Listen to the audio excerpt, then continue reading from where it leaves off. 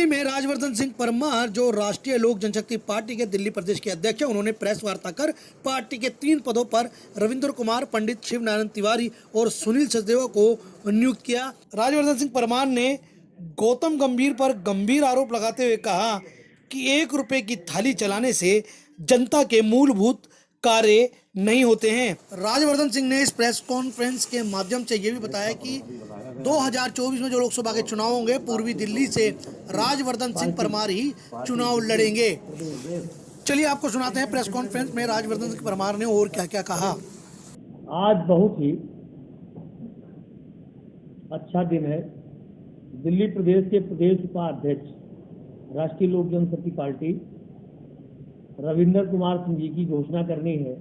दिल्ली प्रदेश में कोषाध्यक्ष अभी तक पद रिक्त था, आज इनको जो है कोषाध्यक्ष की भी हम जिम्मेदारी दे रहे हैं। बगल में सुनील सचदेवा जी हैं जो हमारे प्रदेश सचिव है दिल्ली प्रदेश के, और राजेंद्र नगर में भी उपचुनाव होने वाला है, जहां पर राघव चड्ढा पहले विधायक थे और राज्यसभा के सदस्य हो गए पंजाब से। उस विधानसभा का आपको प्रभारी नियुक्त कर रहा हूं, और हमारी तौर से राष्ट्रीय लोक जनशक्ति पार्टी दिल्ली प्रदेश की ओर से हम पूरा टारगेट कर रहे हैं कि हम दिल्ली प्रदेश में होने वाले उपचुनाव में रविंद्र कुमार सिंह जी को उतारने का काम करेंगे। बाकी राष्ट्रीय नेतृत्व भारतीय जनता पार्टी और हमारी पार्टी का राष्ट्रीय नेतृत्व तय करेगा। हमने तय कर लिया है कि इन्हें चुनाव लड़ाएंगे। अब बाकी राष्ट्रीय नेतृत्व क्या करेगा। बगल में हमारे बहुत ही ऊर्जावान पंडित शिव नारायण तिवारी जी हैं, काफी समय से हमारे साथ जुड़े हैं, पार्टी से भी जुड़े रहे हैं। आज इनको पूर्वी दिल्ली, जो कि एक जिला भी है और पूर्वी दिल्ली लोकसभा है, तो पूर्वी दिल्ली लोकसभा का जो है आपको आज प्रभारी जो है मैं नियुक्त कर रहा हूं। पूर्वी दिल्ली का लोकसभा का प्रभारी नियुक्त कर रहा हूं क्योंकि वो मेरा कंस्टिट्यूंसी क्षेत्र भी है। मैं 2024 के चुनाव वहां से लड़ूंगा, हर हाल में लड़ूंगा। चाहे अगर टिकट भारतीय जनता पार्टी नहीं देगी तो ये कन्फर्म है कि निर्दलीय चुनाव लड़ूंगा, लेकिन मैं चुनाव लड़ूंगा क्योंकि मुझे चुनाव क्षेत्र से लड़ना ही है। 10 विधानसभा मेरी लोकसभा में आती है। तो आज इसी संबंध में आप सभी को मैंने बुलाया था। और दिल्ली में जो जागीरपुरी में एक बहुत बड़ा विषय चल रहा, तो मेरा ये अपना मानना है कि इंसान इंसान के काम आए उसे इंसान कहते हैं। यूं तो पशु भी पेट भरते हैं, लेकिन जो मिल बांट कर खाएं उन्हें सच्चा इंसान कहते हैं। मेरा मानना यह है कि अरविंद केजरीवाल जी, आप ऐसी भ्रांतियां ना फैलाएं।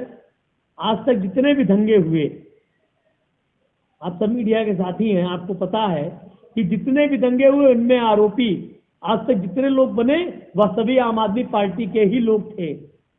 तो मैं अरविंद केजरीवाल जी से कहना चाहता हूं, अरविंद केजरीवाल जी, अब जनता आपके लालीपाप में आने वाली नहीं है।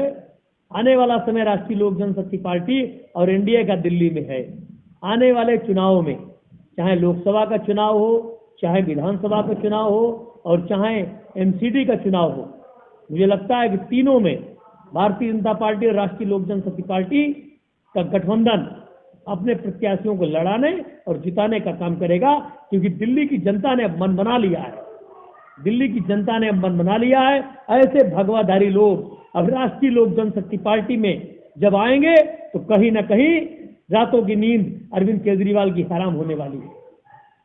राजवर्धन जी, जैसा कि आपने अभी एनडीए गठबंधन से का टिकट नहीं मिलता तो आप बागी ग्रुप में जाएंगे? नहीं, बागी तो होंगे तो जब लोकसभा का चुनाव आएगा। अभी तो मेरा प्रयास है कि मैं उस क्षेत्र में काम कर रहा हूं, और काम कर रहा हूं तो वहां के हाई प्रोफाइल सांसद गौतम गंभीर हैं, मेरे सहयोगी दल के सांसद हैं। जनता गंभीर आरोप लगाती है कि मेरे सांसद मिलते नहीं, और मेरा भी मानना है कि बहुत बड़े क्रिकेटर हैं, उनके पास सुरक्षा की दृष्टिकोण से आम जनता नहीं मिल पाती। तो कहीं ना कहीं आपने एक बात और बोली है कि भारतीय जनता पार्टी यानी सहयोगी दल से अगर हमें टिकट नहीं मिलती है तो मैं निर्दलीय चुनाव लड़ूंगा। एकदम जनता मेरे संपर्क में और जुड़ी है। आने वाले 2024 में मेरा प्रयास रहेगा कि मुझे राष्ट्रीय लोक जनशक्ति पार्टी के सिंबल पर मैं चुनाव लड़ूं। और अगर भारतीय जनता पार्टी के लीडर अपने आप को तानाशाह और ताकतवर समझते हैं, तो राष्ट्रीय लोक जनशक्ति पार्टी का मैं दिल्ली प्रदेश अध्यक्ष होने के नाते मैं इस उम्मीद के साथ काम कर रहा हूं कि आने वाले समय में 5 लाख लोग अगर इस बात को पूर्वी दिल्ली में कहेंगे कि हमारा प्रत्याशी कैसा हो, राजवर्धन सिंह परमार जैसा हो, अगर 5 लाख, मैं एक हेल्पलाइन नंबर जारी करूंगा और उस पर दिल्ली के पूर्वी दिल्ली की लोकसभा से सुझाव मांगूंगा। अगर 5 लाख लोगों ने उस सुझाव में अपना समर्थन मेरे प्रति दिया तो मैं निर्दलीय चुनाव लड़ने का काम करूंगा, अगर 5 लाख लोगों का मुझे समर्थन मिलेगा। वर्धन जी, मेरा सवाल फिर वापस वही कायम होता है, निर्दलीय चुनाव लड़ना एक तरह से अधिकृत प्रत्याशी अगर नहीं है तो आप बागी ही मान लेंगे, यानी मैंने कहा बागी लोग ये उस समय का समयकाल बताएगा, ये अभी कहना उचित नहीं होगा, ये उस समय का समयकाल कहना उचित होगा, क्योंकि मैं लगातार क्षेत्र में काम कर रहा हूं। अभी ईद मिलन समारोह भी ओखला में हम एजे पूर्वी दिल्ली के प्रत्याशी और दिल्ली प्रदेश अध्यक्ष के नाते मैं वहां पर रख रहा हूं। अभी हमने वहां पर रोजा इफ्तियार भी छोटा कार्यक्रम किया था, तो कहीं ना कहीं हम वहां के लोगों से संपर्क में और वहां की समस्याओं का समाधान भी नियमित में करता हूं। तो मेरी ये उम्मीद नहीं, बल्कि मेरा ये मानना है कि मैं वाकई में वहां की जनता का ये मानना है कि आप चुनाव लड़ो।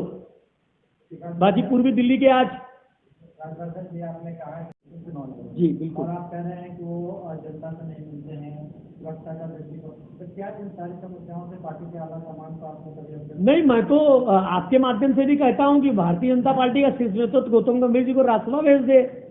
गौतम गंभीर जी देश के एक लोकप्रिय क्रिकेटर हैं, उनके देश में बहुत सारे फॉलोवर हैं, मैं भी उन्हें फॉलो करता हूं, लेकिन जहां तक बात आती है लोकसभा के सांसद की, तो गौतम गंभीर जी का कद लोकसभा के सांसद वाला नहीं है, वो राज्यसभा सांसद के लायक हैं, क्योंकि वो जनता के बीच नहीं रहते हैं। ये बात मैं नहीं कह रहा हूं, ये पूर्वी दिल्ली लोकसभा की जनता बात कर रही है।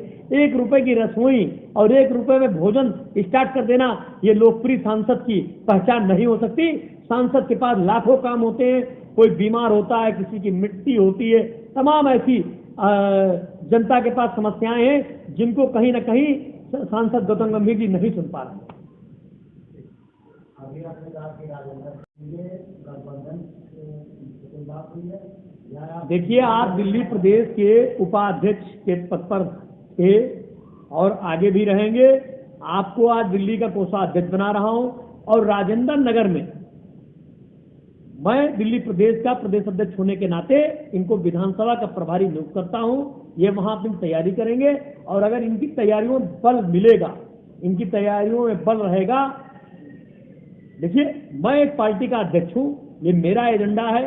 राष्ट्रीय नेतृत्व कल क्या तय करेगा वो कल का विषय। मैं कह रहा हूं, अगर मेरे अधिकार क्षेत्र में ये बात होगी तो मैं इनको प्रत्याशी राजेंद्र नगर से बनाऊंगा। मैं पंडित शिव नारायण तिवारी आज दिल्ली पूर्वी प्रदेश का प्रभारी बनाया गया हूँ।